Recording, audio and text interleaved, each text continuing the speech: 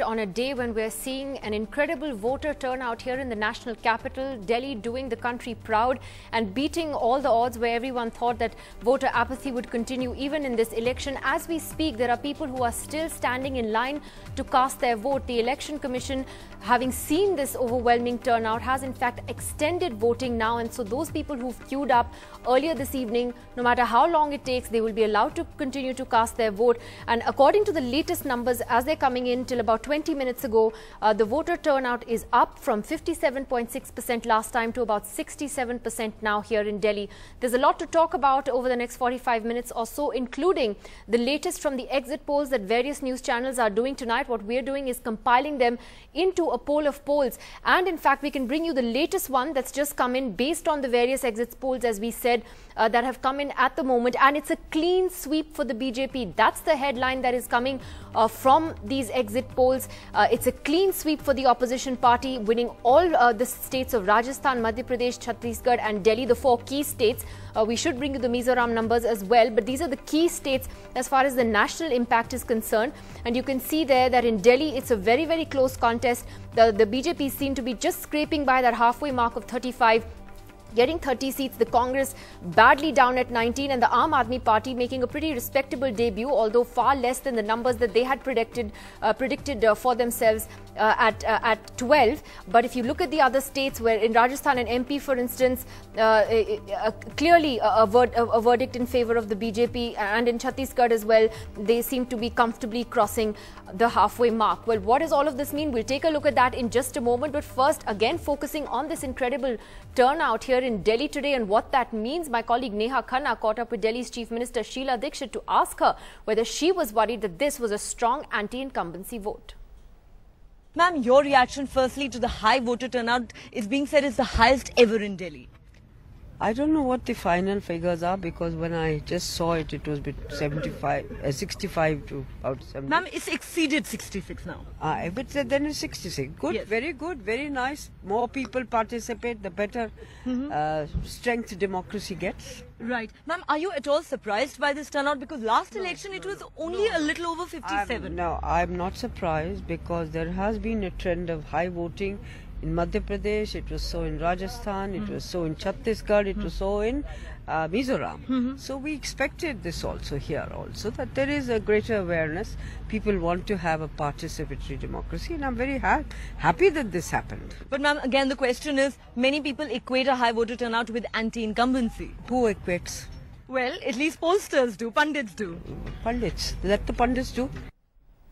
Well, there's Sheila Dikshit, pretty confident that this is a good thing. It all really depends on which way you look at it. Joining us on the show tonight first is my colleague Siddharth Pandey to take us through those high numbers that we're seeing from Delhi. Siddharth, actually very unexpected. Everyone was cynical, thinking that like last time it wouldn't be an incredibly high turnout, but Delhi's proved everybody wrong, and there are still people queuing up to vote.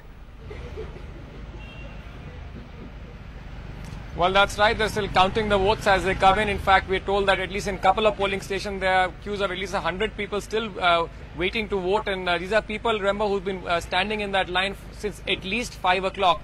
That's the cutoff point after which anyone in that line would be allowed to vote. So clearly the fact that Delhi's actually turned out in large numbers, the Delhi CEO, the Chief Electoral Officer, actually saying that the urban apathy, that trend has been broken perhaps.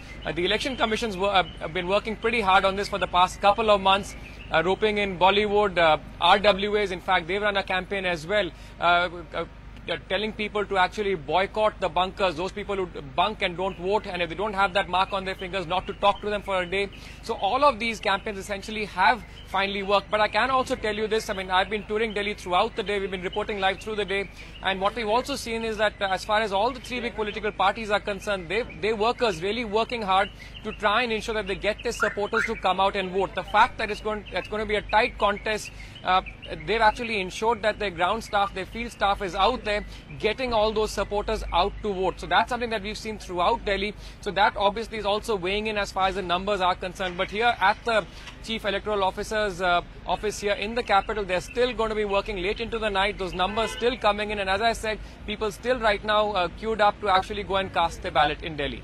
All right, Siddharth Pandey, thanks very much for that update there. So very fascinating election results clearly that we're all looking forward to. Let's see if the exit polls are right. We've given you some sense of what all the exit polls are saying tonight. What are the indications here, and are these elections a reflection of the national mood? Do these state elections actually tell us which way the country is likely to vote then in the 2014 general elections? Joining us tonight on the program from the BJP, it's Rajya Sabha MP and National Treasurer Piyush Goyal is with us. From the Aam Aadmi Party, Mr. Yogendra Yadav is with us tonight.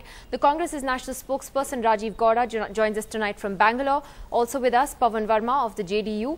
And here in the studio with us, Dr. Manish Raizada, who's a member of the Aam Aadmi Party, a doctor from Chicago who has temporarily left his practice to come here and campaign for Arvind Kejriwal. We also have senior journalist and commentator Siddharth Bhatia joining us tonight from Mumbai. What is everybody first reading into these exit polls? Piyush Goyal, it says it's going to be a clean sweep for the BJP. You're going to say you always told us that. But is that then, according to these exit polls, a reflection, you think, on Mr. Modi? Is this a referendum on him and his campaign? Are these elections that? There is never a single issue before the electorate in any election. Very clearly, we had 2 states which were run by the Congress and 2 by the BJP. We are seeing that the BJP is retaining its vote share, retaining the number of seats by and large in both those states, which is a great thumbs up for its performance, the leadership that we provided in both those states, as well as the policies and programs that have effectively benefited the people. In the 2 states run by the Congress, I think they had to face a double incumbency. The local governments did not perform very well. There were huge allegations of corruption on local governments, both in Delhi and Rajasthan. There were allegations of inaction in Rajasthan, which has been reflected by a very sharp change in the voting percentages away from the Congress and the shift in voter preference. And then there was the central government's incumbency, anti-incumbency, the anger of the people against corruption, anger against bad governance, anger against bad economics, the declining jobs, the high inflation, high interest rates. I think a combination of factors. And to top it all, Mr. Modi extensively campaigned all across these 4 states. And he today represents that symbol of hope and change, which the youth, the women, the people of the country are so desperately looking for. A visionary, decisive leader. So when they saw the possibility under his overarching leadership, these 4 states giving good BJP governments, I think the people chose to go for the BJP, give BJP a chance to give them exit polls have often gone wrong in the past. So what if these exit polls... That's fine. We are not bothered about exit polls. So I'm asking, what if the results are a little different on Sunday? Will you still say that it's a reflection on Mr. Modi's leadership? Well, I think you've not understood what I said, Nidhi. I said he had an overarching influence in terms of providing that vision and leadership to the party and a hope and change to the people. But clearly there are so many other factors, the good governments that our states have given and the bad governments that the Congress has given. Okay, Yogendra Yadav, let me ask you in particular, you're a psephologist yourself. So a comment from you on what the exit polls are telling us tonight when we look at the overall picture in these 4 key states, and also for the Aam Aadmi Party, of which you're a key member. Your own projections were much, much higher for AAP. But, for a party that's making its debut in these elections, many would say that getting 12 or 13 seats, which is what the latest from the polls are telling us, is a very respectable number. Does that make you happy? Does that satisfy you? Or do you still believe it will be much higher than this? Yeah, if you had asked me this question 1 year ago, I would have said something like 12 seats and something like anything around 25% vote, which is the poll of polls predicting, would have made me very happy, would have made me very proud, and I would have said, wow, what a spectacular debut. It's a dream debut. But the fact is that in the last 1 or 2 months, the kind of response that we have seen has given us some reasons to believe that we are doing much better. Our own polls, as you rightly said, suggested that we are doing much better. Our vote share was, in our own polls, was in the final poll was actually 36%. So I must say I'm taken aback.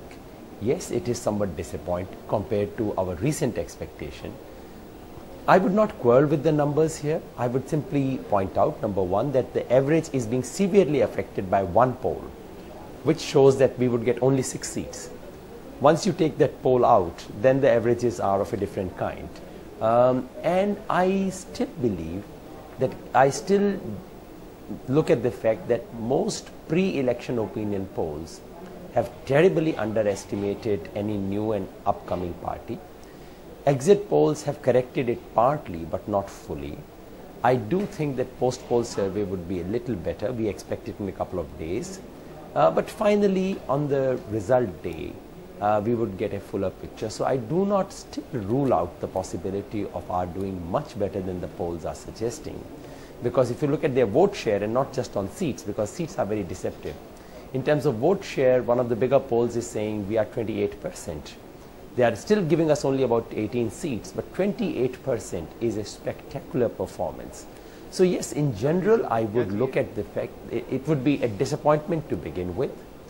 Immediate terms, if this is what the actual outcome is, I have no doubt, I have no hesitation in admitting that it will be a setback for many of my colleagues, for me.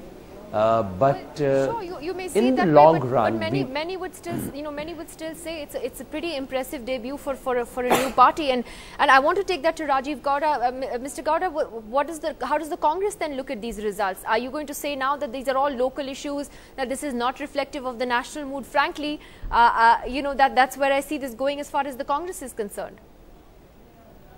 Nidhi, you're speaking for me.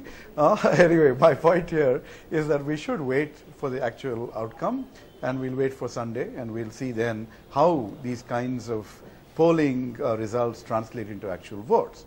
There's a big difference between polls and the actual polls when people actually vote and those are tallied, because translating opinion polls, exit polls even, into seats is a very, very difficult task. If you were to look into this other issue that you raised about what is the implication for the nation, I wouldn't read too much. If you look at Rajasthan, it has a history of not re-electing the incumbent, and it looks like that may happen again. In Delhi, Delhi had reposed its faith in the Congress for 3 consecutive terms. So perhaps then it might be a possibility that people are saying, okay, it's time for change. But that is not sort of a reflection on the larger national issues. There are many, many other issues that will come up in that context.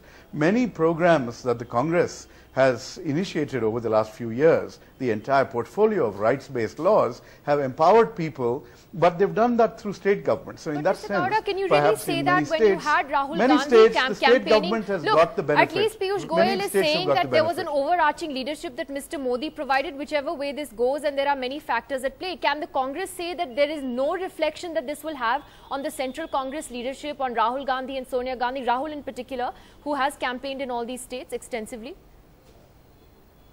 These are state elections, Nidhi, and they're fought on state issues. And so I don't really think it's a reflection on the national election, which will be fought on a different set of issues and about different sets of leaders. However, if you go back to 1971 and 72, when, say, Indira Gandhi, we had a Garibi Hatao wave, we had an Indira Gandhi wave across the country, we not only saw her and the Congress sweeping the country, we also saw the Congress sweeping a variety of states across the length and breadth of the country. That was the kind of impact one person's leadership had. If you want to make that kind of a comparison, none of the results here really suggest any kind of Modi impact at all. So I wouldn't really, and so maybe that's where Piyush Goyal is also talking about this being briefly, state, and then I'll come to Pawan results. Verma. Yes, Piyush. Yeah. Now, very briefly, I'll respond. But first of all, compliments to you, Nidhi, and your channel, that you've got a Congress voice on this, because all other channels have been boycotted by the Congress. So I'm quite happy that at least you have some special treatment from them. They have a representative here. But yes, I agree with Rajiv. He's absolutely right. But the fact is that they were actually coming to talk about whether there was a national impact of these elections. It's just that we are looking at the poll of polls and asking him to answer a question. To be fair to them, that's what they were told. If you look at 1971 as a parallel, as Rajiv has himself drawn, it really shows that when you have a good, strong leadership at the top, it not only reflects on the states and the center both, but it also translates into a negative impact for the other parties. So the choice for the Congress is, if you win an election, the credit goes to the family. If you lose an election, blame the state chief minister, blame the PCC president. So believe me, if by some quirk of fate or some magic they were to win any of these 4 states, the credit would be only to Mr. Rahul Gandhi and nobody else. But having now demonstrated almost that they are losing all 4. But wouldn't that be true of Mr. Modi as well? Piyush Goyal, if these results actually go another way, will you say that Mr. Modi will take responsibility for the BJP not doing so well? Suppose you lose Delhi, suppose you don't do well in Chhattisgarh, will Mr. Modi take responsibility? So that's what I'm explaining. In our party, we never arrogate the complete credit or debit on one factor. I mentioned to you that our states have performed exceedingly well. Our potential Chief Minister Harshvardhan and Vasu have demonstrated leadership in the past, and people are happy to see them as leaders. So for us, it's a combination of factors.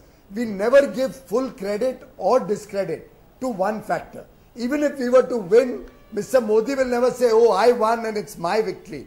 He will himself be on record to say it's Raman Singh's victory. It's Shivraj Chauhan's victory. It's Vasu's victory. It's Harshvardhan's victory. Congress could not even project 2 places a leader. Okay, in Pawan Verma, do you agree with that? Madhya Pradesh, they have no leader. Do you believe this is going to reflect the national mood? If this is, whatever the results are at the end of the day, are they indicative of where we're going in 6 months from now? Nidhi, first of all, these are only exit polls, so we must wait for the final picture. But let me say this, and this is not some political sophistry. There is a difference between assembly elections and national elections. These elections results were, I think, more or less on expected lines. As it was said in Delhi, there has been the Congress government, which a 3 times term, there could have been a reason to ask for change. In Rajasthan, it has always been one of the other. We've seen the change. In Madhya Pradesh and Chhattisgarh, I agree with Piyush. You've got competent leaders who have been able to, in some manner, match the expectations of the people. So, net, it was not a very unexpected result in a certain segment, geographical segment of the nation. Now, if you are trying to extrapolate from this a national wave, I don't believe it exists. The BJP is completely almost absent south of the Narmada. It's absent in Orissa, West Bengal, it's marginal now in Bihar, and so on and so forth. So there is no national correlation between these results, which are more or less on broadly expected lines, and the parliamentary elections that are due. On the question of Mr. Modi, let me say to you that, sometimes I feel the BJP works on a very selective basis. If Mr. Modi campaigns in Himachal and still the BJP loses, then it's not because of Mr. Modi. If he campaigns in Karnataka, the BJP loses, then it's not because of Mr. Modi. If the BJP wins, then you say it's due greatly to this new national leader who has emerged, who of course is not a national leader in the real sense. But then, you see, you can't have it both ways. All right, you can't have it both ways. Quick response from Piyush Goyal there. Pawan has to be very worried about these results because his own state is under severe threat from the Modi wave. But anyway, on a more serious note, the fact is that Mr. Modi has shown a pan-India attraction to the youth, to the women, to the people. When he goes to Bangalore, when he goes to Haryana, when he goes to Patna, all across, we are seeing a huge surge, a very enthusiastic audience. And by the way, when these opinion polls were being conducted before the election, a lot of the polls showed that people said, even though on the assembly we may vote for candidate A or party A or B, but in the center we want to see Modi. The other day, a senior leader of my party from Jharkhand mentioned that whatever in the state they do, in Jharkhand, in every village, the women, the youth, they said, in Delhi we want Modi. He is the guy who is the symbol of change, symbol of hope for the people of India today. And I think you will see reflected pan-India, this time a decisive verdict for a strong government.